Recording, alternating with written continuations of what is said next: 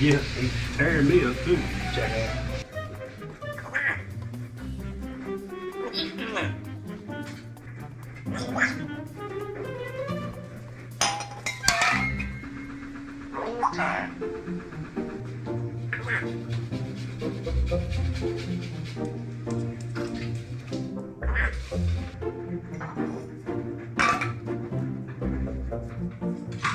Good morning.